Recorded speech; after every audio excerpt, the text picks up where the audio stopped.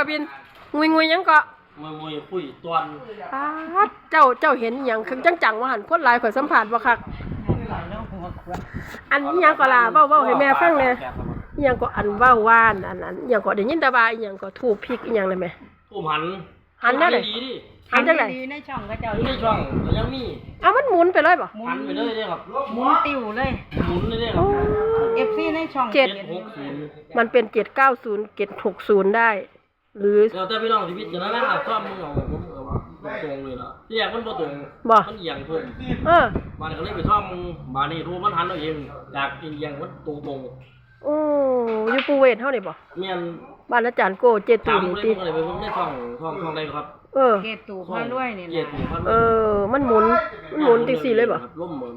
มันคือล่มกระดอกกระเดียเลยมันหมุนแนวเอ้าสร้างว่าปื๊ดโธหมุนติ้วเล ยก็ห้องกับตรงใจอยู่หัวซั่นว่า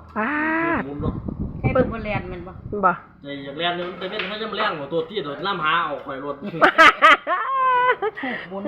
ทูบหมุนว่าซั่นพี่น้องเบิ่งในช่องมันบ่760หรือ790 6กับ9ตัวเดียวกัน6กับ9ตัวเดียวกันอย่าลืมเพราะเดี๋ยวแล้วครับมันจะนึงนี่นะ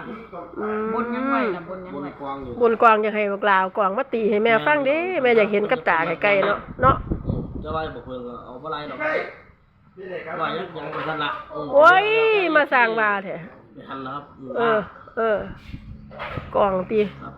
เฮาเว้าเรื่องมือกวางได้อยู่บ่นี่ได้เอาเฮามาแยกกวางสิเฮาแยกกวางมาแต่เฮาได้อยู่บ่มันก็บ่ได้มา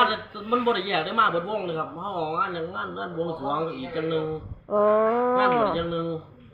งานแต่งจังนึงงานวงสรวงชั่วโมงนึงมันบ่ครับเดี๋ยวจะสิว่ากันแล้วระยะทางไกลแน่นอนเด้นี่ตีกวางสุดยอดเด้นี่บางใดก็ดังเบิดเด้อเล่างุยคุยตอนท่านคุยบ่ได้เท่าไหร่สวัสดีเลยตีล่ะโอ้มาสั่งว่าบอกได้พี่น้องบอกแล้วก็บอกจะได้ก็เอาคัก760